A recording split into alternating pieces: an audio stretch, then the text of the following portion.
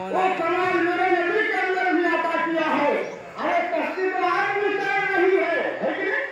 गंगा जमुना में जाइए, कश्ती आज भी तैर रही है। मेरे नबी ने कश्ती को तैरा करने नहीं दिखाया, क्यों? इसलिए कश्ती को तैरा करते तो लोग कहते अरे कश्ती को तैराना कोई कमाल थोड़ी है, आज ही तो कश्ती तैर रही है। इसलिए मेरे नबी ने कश्ती को नहीं, पत्थर को कश्ती की तरह तैरा कर दिखाया। आज तक किसी ने पत्थर को कश्ती की तरह तैरता हुआ दिखा नहीं सकता है। मौजूद समय के तो पता चला जो कमाल अल्लाह ने को अता किया था और मेरे नबी के अंदर भी अता किया है। अगर ढूंढेंगे तो हर कमाल मेरे नबी के अंदर पाएंगे।